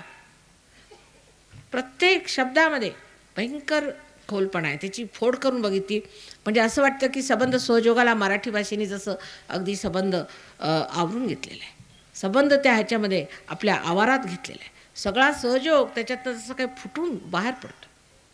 मराठी भाषेशिवाय मला कोणत्याही भाषेमध्ये इतकं चांगलं सांगता येत नाही सहयोगाबद्दल. इतकंच नव्हे तर कुंडलिनीबद्दल सुद्धा मला सांगता येत नाही, कारण इतकं सगळं कोणत्याच भाषेत नाही, इतका खोलपणा कोणत्याच भाषेत नाही. आश्चर्याची गोष्ट आहे, ही अशी मोठी भाषा मराठी भाषा आपल्याला मिळाली. आणि हा महाराष्ट्र म्हणजे एवढा मोठा देश आपल्याला मिळाला आहे, ह्याचं नाव कुणी महाराष्ट्र ठेवलं हे सुद्धा कुणाला माहिती नाही. म्हणजे कधीचा अनादी काळापासून हा महाराष्ट्र आहे, आणि त्यात तुम्ही जन्माला आलेले महान लोक आहात. आणि हे कार्य अगदी एका क्षणात व्हायला पाहिजे खरं म्हणजे, आणि होईल अशी मला पूर्ण आशा आहे. त्यासाठी फक्त काय करायचं आहे, एक सोपं काम आहे की तुम्ही काय जे काही तुमचं असेल मागचं सगळं विसरून जायचं. म्हणजे आता बोलताना माझ्या तोंडून काही निघून गेलं समजा, तर मला तर ही सवय आहे माताजी, मग कसं होईल असं म्हणायचं नाही. सगळं तुमचं जे काही आहे ते मागचं विसरून जायचं. आता तुम्ही देवाच्या साम्राज्यात बसले, धुवून पुसून स्वच्छ बसले. आता तुमच्यात काहीही दोष नाही, माझ्यात काहीही दोष नाही हे आधी लक्षात घेतलं पाहिजे. मी मुळीच दोषी नाही असं मनामध्ये ठाम ठरवलं पाहिजे. मी परमेश्वराच्या मंदिरात आहे आणि मी स्वयं आत्म्याचं मंदिर आहे. फक्त माझा दीप पाजळायचा आहे हे लक्षात ठेवलं पाहिजे. तेव्हा मी मुळीच दोषी नाही असं आपल्या मनामध्ये बसवलं पाहिजे. आणखी पूर्ण आत्मविश्वासाने कुंडलिनी जागृती घेतली पाहिजे. सर्वात पहिल्यांदा आपण स्वतःला संतुलन कसं द्यायचं ती मी सांगते. डावीकडे आपली इच्छाशक्ती आहे आणि उजवीकडे आपली क्रियाशक्ती आहे. म्हणून डावा हात माझ्याकडे असा करायचा, सरळ असा बसल्या बसल्या ठिकाणी असा डावा हात करायचा, म्हणजे आपली इच्छा आहे.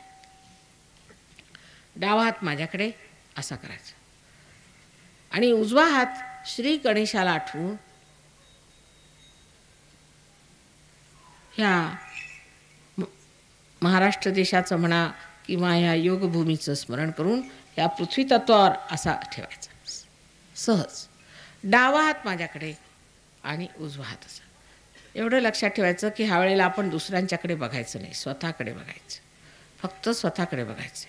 तेव्हा डावा हात माझ्याकडे आणि उजवा हात असा जमिनीवर ठेवायचा आरामात. मान फार खाली नको, वर नको, मागे फेकलेली नको, सरळ साधं बसायचं. आता ह्या वेळेला आपण काय करतो की आपल्यामध्ये जे जडतत्व आहे ते पृथ्वी तत्वात घालतो आहे. डावा हात माझ्याकडे आणि उजवा हात जमिनीवर. आणि आता डोळे मिटून घ्या. सगळ्यांनी डोळे मिटून घ्यायचं. एक दुसऱ्याला बघायचं नाही, विचारायचं नाही, काय नाही, साधे डोळे मिटून घ्या. साधे मी मराठी भाषेत बोलते, आपले घरगुती सगळ्यांना समजण्यासारख्या भाषेत सांगते, तेव्हा त्यात काही विचारण्यासारखं नाही. सरळ डोळे मिटून घ्या.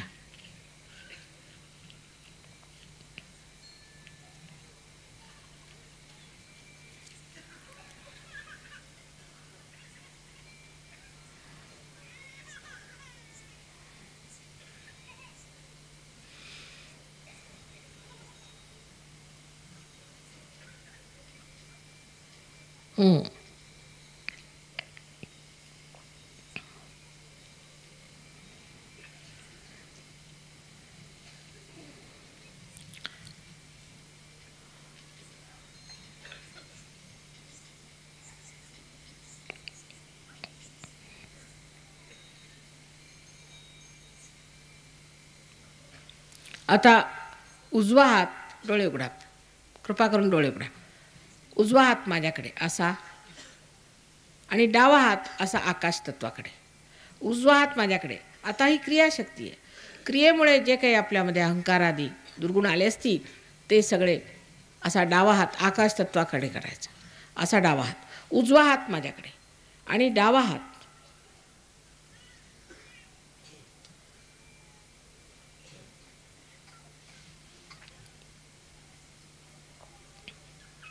आता डोळे मिटा. असाच हात ठेवून डोळे मिटा.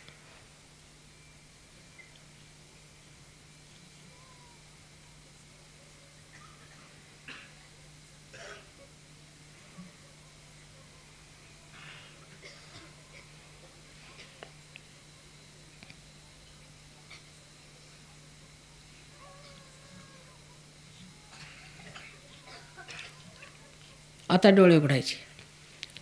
आता संतुलनात आलो आपण. संतुलन आलं. आता दोन्ही हात असे आकाशाकडे करायचे आणि डोकं असं मागे करून एक प्रश्न विचारायचा की माताजी, ही परमेश्वराची प्रेमशक्ती आहे का? ही परमेश्वराची ब्रह्मशक्ती आहे का? ही चैतन्य शक्ती आहे का? असा मागे हात करून असा प्रश्न करायचा.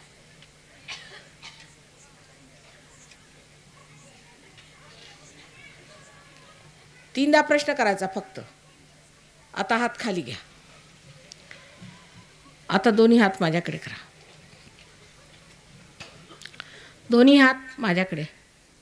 टोप्या नाही काढलेल्या. टोप्या काढून ठेवलं असतं तर बरं झालं असतं. महाराज सांगितलं होतं टोप्या काढून घ्या.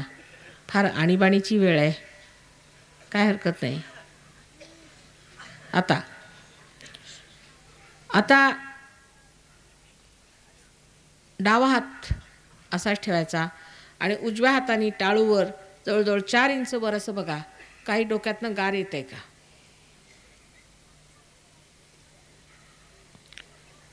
थोडं वर. कोणाकोणाचं तर इतकं वर येतं तेव्हा बघून घ्या. असा हात फिरून इकडे बघा. येत आहे गार येत आहे. कोणाकोणाला गरम येईल. आतली गरमी निघाली पाहिजे ना. हां आता उजवा हात माझ्याकडे आणि डावा हात असा. आता बघा गार येत आहे का. वरती वरती धरा. वर इथे इथे टाळूवर धरायचं. टाळूवर असं वर असं फिरून बघा. टाळूच्या आसपास फिरून बघायचं. येत आहे वर वर वर येत आहे.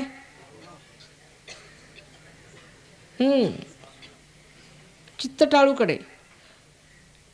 निर्विचार. डोळे उघडे ठेवा. डोळे नका बंद करू. टाळूकडे लक्ष. येऊन राहिला आहे.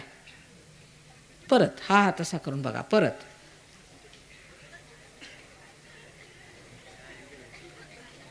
बोलू नये ह्यावेळेला सगळ्यांनी बघायचं. येत आहे ना. हां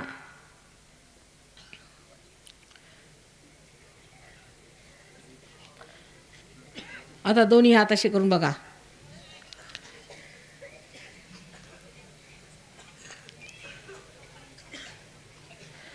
येत आहे. आता एक प्रश्न विचार. माताजी तुम्ही आमची कुलस्वामिनी आहात का साक्षात. असा प्रश्न. डोळे उघडून. माताजी तुम्ही साक्षात आमची कुलस्वामिनी आहात का असा प्रश्न विचारा 3दा हृदयापासून.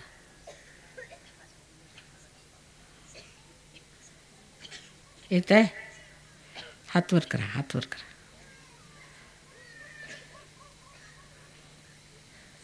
वारकरी असतील त्यांनी माता विचारायचं माताजी तुम्हीच आमची विठ्ठल रखुमाई आहात का असं विचारून बघा. साक्षात असलं पाहिजे ना. आता इतकी मेहनत केली तुम्ही. तुम्हाला भेटलं पाहिजे की नाही. हां येत आहे का गार. इकडे बायकांना येत आहे. हात असे करा. विचारा प्रश्न. तुम्ही आहात का. तुम्ही साक्षात आलात का.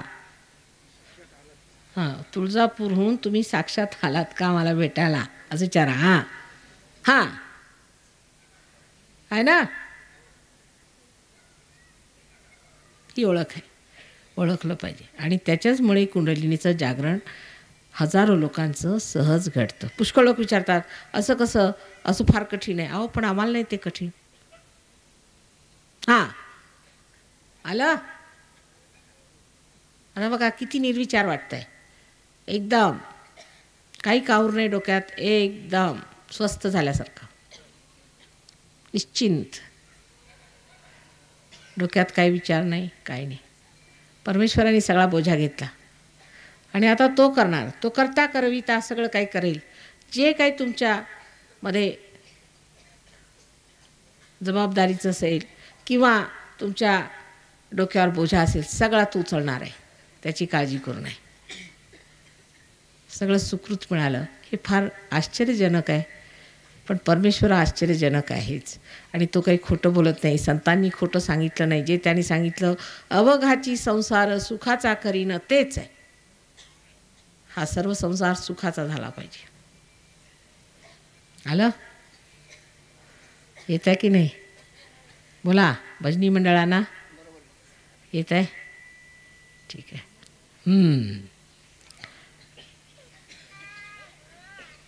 सर्वांना माझा नमस्कार आणि प्रेमाचा सगळ्यांना आशीर्वाद हृदयापासून. परमेश्वर तुमचं मंगल शुभ करो आणि तुम्हाला सुबुद्धी देव.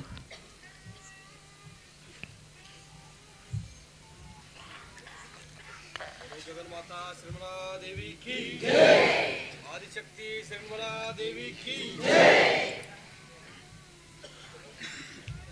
आता ह्याबद्दल बोलू नये. बोलण्यासारखं काही नाही. तुम्ही विचारांच्या पलीकडे गेलो. कबीरदासने म्हटलेलं आहे जब मस्त हुए फिर क्या बोले. आता असतं गावात जब मस्त हुए फिर क्या बोले. आता काय बोलायचं राहिलं.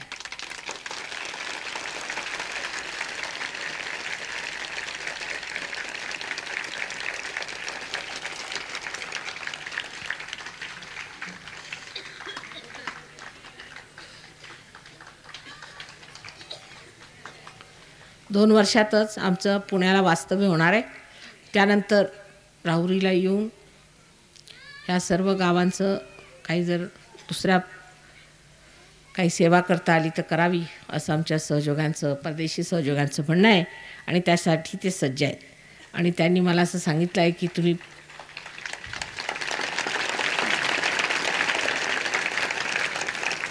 नंतर येऊन सगळं इथे अवलोकन करा.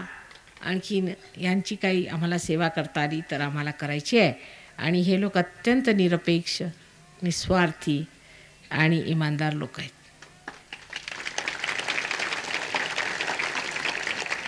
आणि ते सर्व तुमच्या सेवेला हजर आहेत आणि तुमच्या सुखासाठी, आनंदासाठी सज्ज आहेत.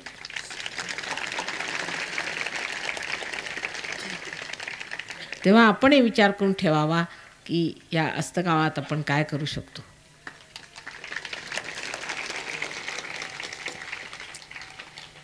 बरं, आता आम्हाला नमस्कार.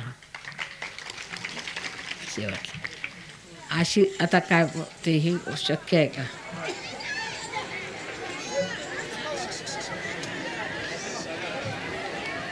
दर्शन माने आफत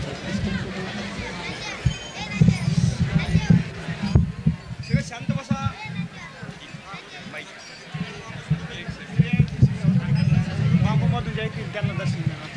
हॅलो, सगळं शांततेने बसा, शांततेने. माताजींचं दर्शन घ्यायचं असलं तर सर्वांनी शांततेने थांबा.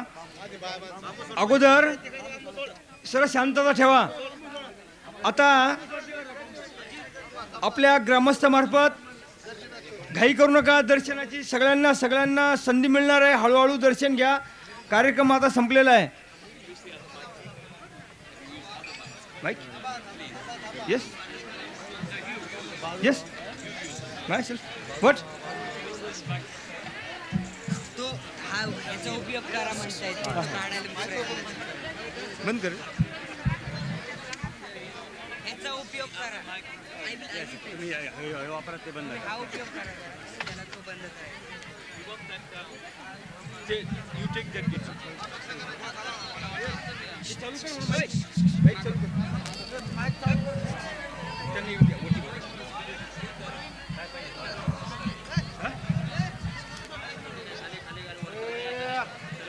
अरे शांततेने घ्या. हॅलो, अगोदर श्रीयांना दर्शन.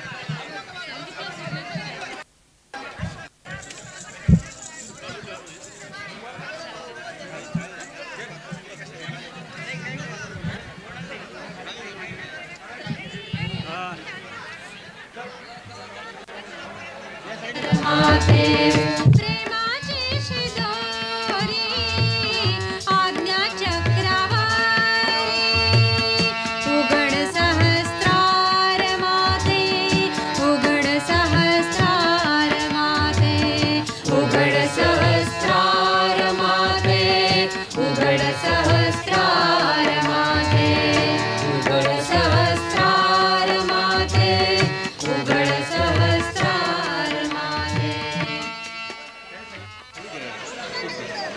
स्त्रियांना अगोदर दर्शन करून द्या. Ladies going under the carpet.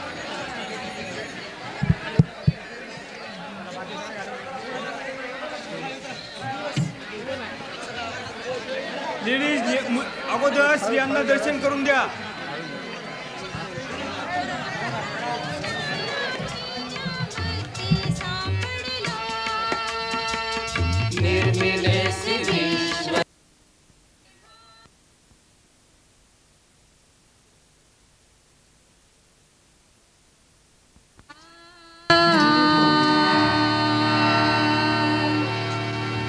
प्रेमाची शिदोरी आज्ञा चक्रवारी, प्रेमाची शिदोरी आज्ञा चक्रवारी उघड सहस्रार माते, उघड सहस्रार माते, उघड सहस्रार माते, उघड सहस्रार माते, उघड सहस्रार माते, उघड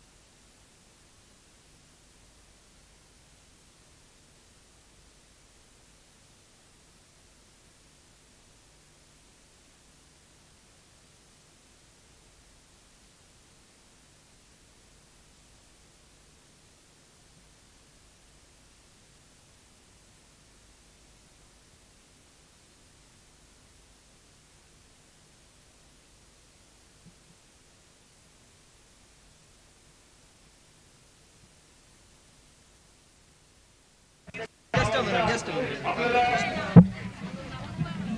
आम्हाला सोडू नका त्यांना जाईपर्यंत याच्याकरता लागणारे जे फोटो किंवा पुस्तकं किल्ले वगैरे जे आपल्याला साहित्य आहे ते सर्व आपल्याला थांबा तरी ग्रामस्थांनी जास्तीत जास्त याचा फायदा घेऊन आपली लोकशाही जागृत करण्याचा आणि विशेषतः शेतकरी आपण लवकर लवकर शेतीला अतिशय पूरक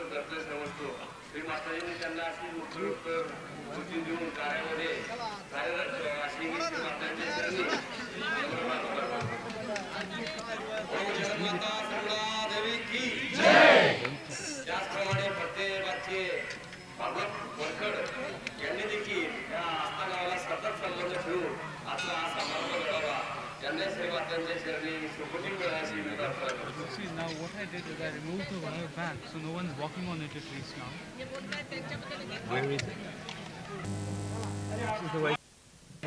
यांनी येऊन अगोदर या ठिकाणी आले आणि त्यांचे सगळं मार्गदर्शन दिलं आणि खूप प्रयत्न केला त्याच्याबद्दल त्यांना मातृभूमी आशीर्वाद देण्याची विनंती One करतो. kink in the wire like this.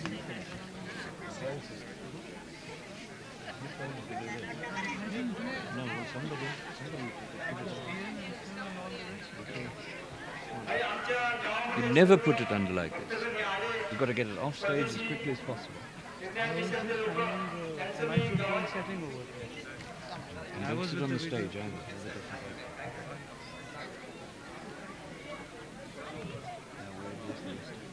I welcome all foreigners, those who have come in my village and attended this function. There is no word to me to utter a single word. Thanks, Lord, from my villagers.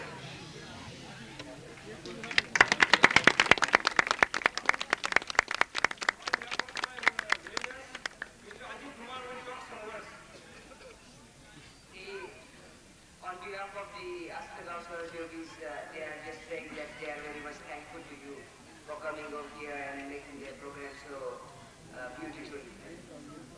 That's all what they want to say.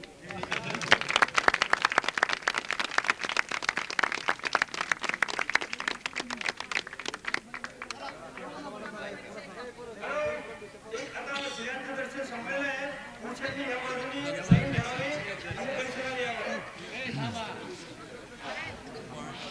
Dr. Warren, you're on the line.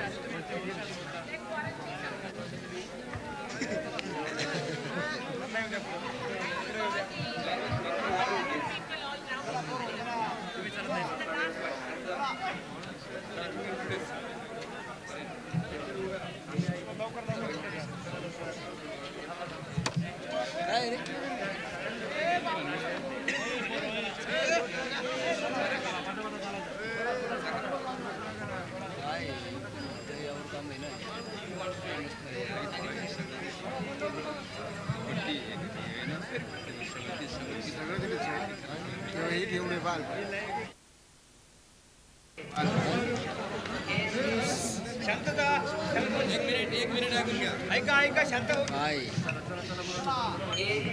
आपल्यासमोर उभे आहेत, ते आहेत doctor Warren. ते ऑस्ट्रेलियातले फार मोठे doctor आहेत. त्यांनी पूर्णपणे आपल्याला सहजयोगाच्या कार्यासाठी वाहून घेतलेले आहे. ते जगभर नेहमी फिरून सहजयोगाचं कार्य करत असतात. ते 2 शब्द आपल्यासमोर बोलतात. डॉक्टर वॉरन रिप्स ऑस्ट्रेलियाचे आहे doctor. All the people of Astagam and to all the people of all the villages in this district where we have had programs, Banori, Sri Rampur, Sangamnia, we have come to this place and to all of these places to receive the vibrations of Sri Mataji Nirmala Devi. We've come to adore her. We have come to worship her. And we have come as those who want to get our self-realization. Sri Mataji, we have been looked after by all these people so beautifully. They give us a beautiful flower when we arrive. They give us a cup of tea. They give us such a hearty welcome that tears come from our eyes.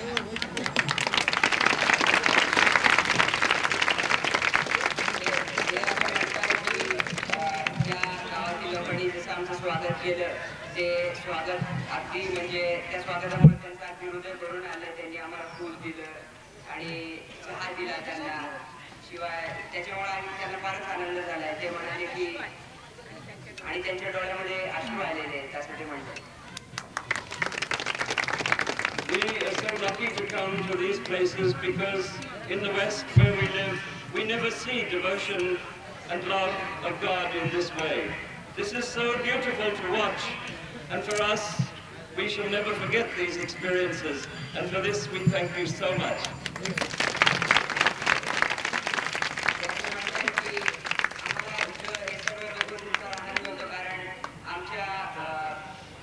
पाश्चिमात्य देशांकडे असं इतकी भक्ती इतकं सर्व काही पाहायला कधीच मिळत नाही. आमच्याकडे एवढी परमेश्वराची भक्ती कधीच होत नाही असं ते म्हणतात आणि हे कधीच ते विसरणार नाहीत असं ते म्हणतात.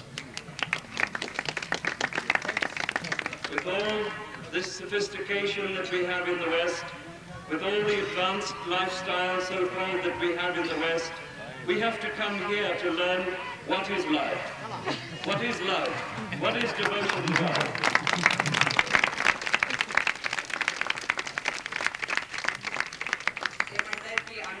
देशांमध्ये इतकं कृत्रिम तऱ्हेचं जीवन जगावं लागतं की आम्हाला इथं भारतात येऊन जीवन खरोखर कसं जगतात हे शिकायला मिळतं असं ते म्हणतात.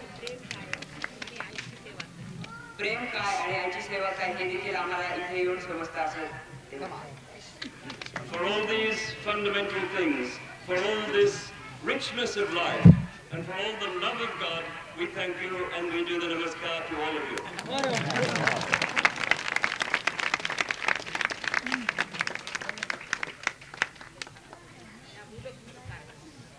आणि या मूलभूत कारणासाठी आणि एवढं सगळं आम्हाला दिल्याबद्दल आम्ही आपले फार आभारी आहोत असं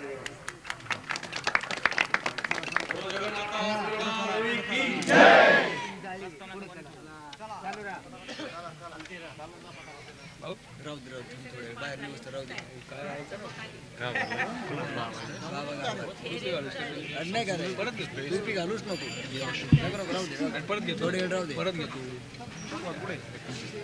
मला माहिती काय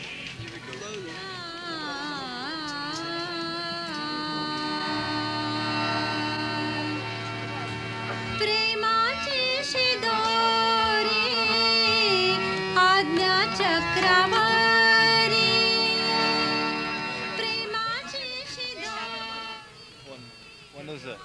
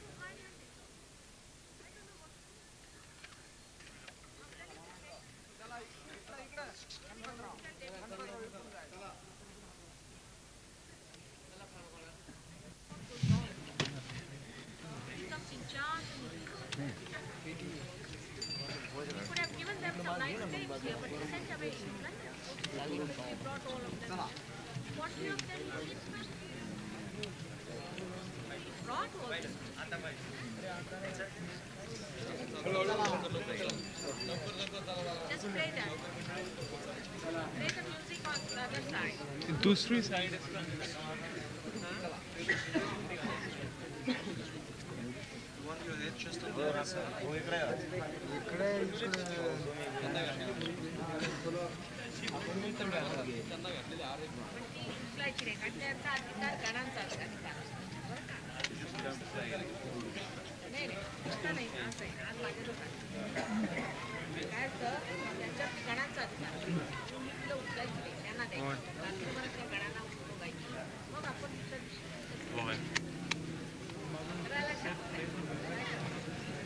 play the music on the other side.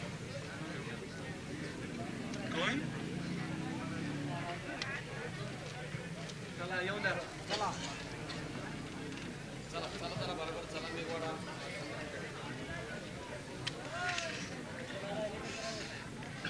सर्वांनी हळूहळू ताबडतोब लाईनीने येऊन दर्शन घ्यावं आणि शांतता ठेवावं. Yes. Why don't you ask somebody else to do that?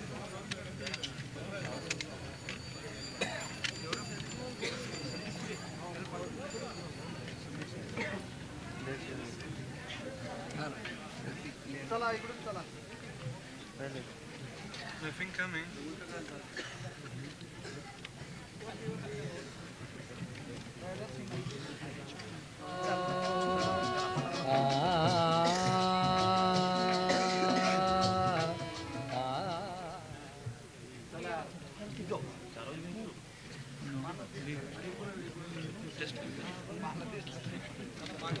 Other side.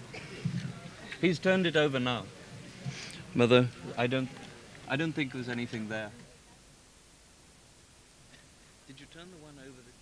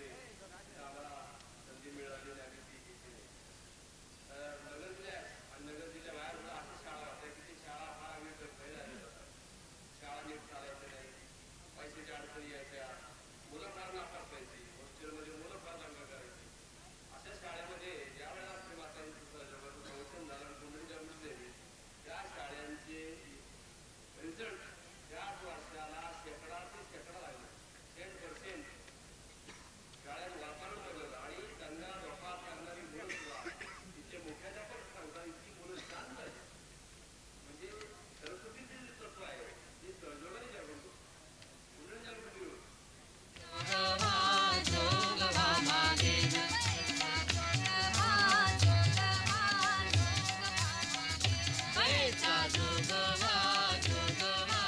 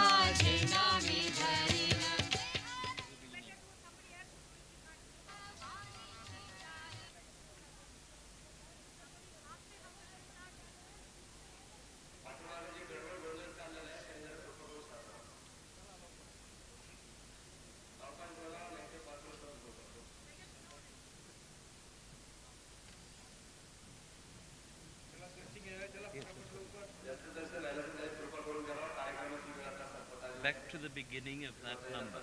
That's what we're trying to do.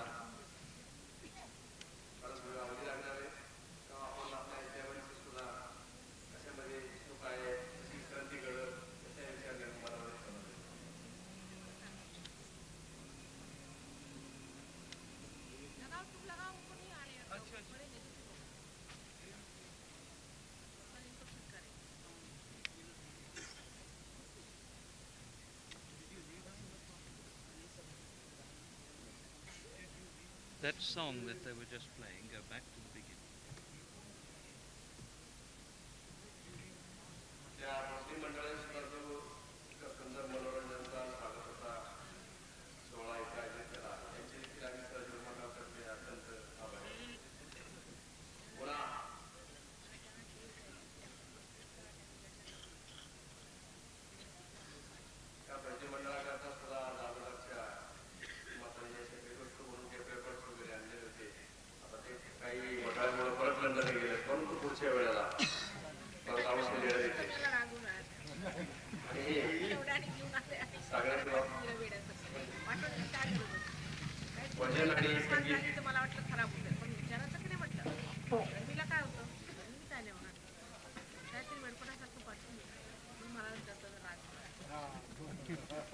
भजनाची आणि संगीताची श्री माताजींना अत्यंत आवड आहे आणि कलाकारांचा अतिशय आदर आहे. त्यांना स्वतःला संगीताचा फार आवड आहे.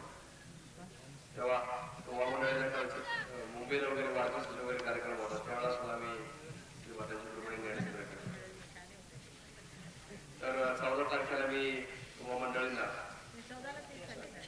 13 तारखेला उद्या संध्याकाळी म्हणजे मला पण भोगीचा दिवस आहे पण संध्याकाळी मंडळी जर भरती मंडळी येणार असेल त्याने आम्हाला समोरून सांगावं त्यांची नेणे आणण्याची आम्ही सगळी व्यवस्था करून देऊ. त्यांनी जर मनोरंजनाचा कार्यक्रम घेतला तर ही भजनं ते होऊन 13-14 त्याच्यामध्ये जाणार. तर आवडीला यांना नेणे आणण्याच्या व्यवस्था करताना कृपया आम्हाला आपण भजनीची जी मुख्य असते त्यांनी आताच जर सांगितलं तर ठीक होईल.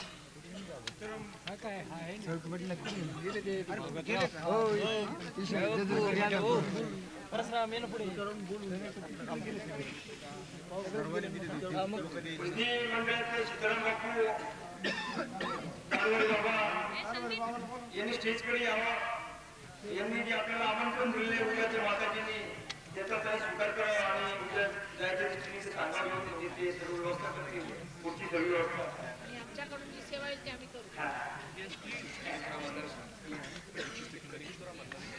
आणि मुरलीधर कुलन जेजूरकर हे कलगीपुरा म्हणणारे त्यांनी स्टेजकडे यावं. मुरलीधर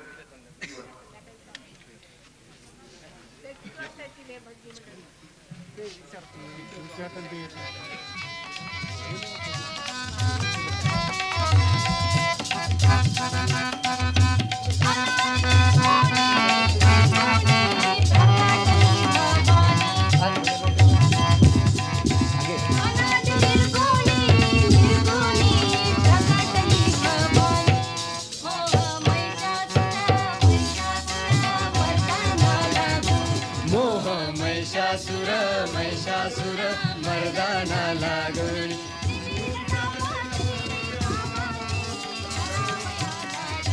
विविध तापाची करावया झाडे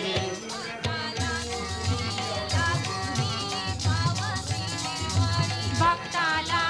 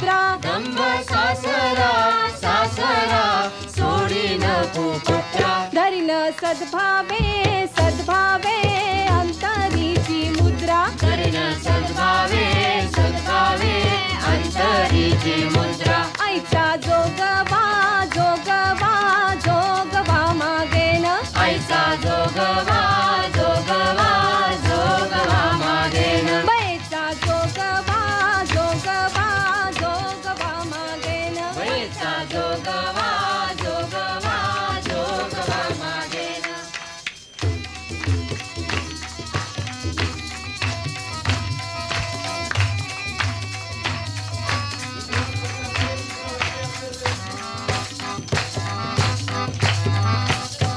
पूर्ण बोधाची बोधाची भरीन मी परडी पूर्ण बोधाची बोधाची करीन मी परडी आशा मनशांच्या मनशांच्या पाडीन दरडी आशा मनुष्यांच्या मनुष्यांच्या पाडीन धरणी मनोविकार विकार करीन कुरवंडी मनोविकार विकार करीन कुरवंडी अमृत रसाची रसाची भरीन मी दुरडी अमृत रसाची रसाची करीन मी दुरडी ऐचा जोगवा जोगवा जोगवा मागेन आईचा जोगवा जोगवा जोगवा मागेन बैचा जोगवा जोगवा जोगवा मागेन बैचा जोगवा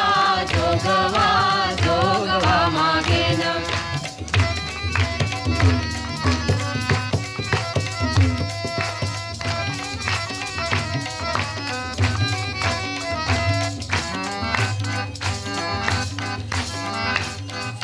आता साजणी साजणी झाले मी निसंग आता साजणी साजणी झाले मी निसंग विकल्प नवऱ्याचा नवऱ्याचा सोडी येला संग विकल्प नवऱ्या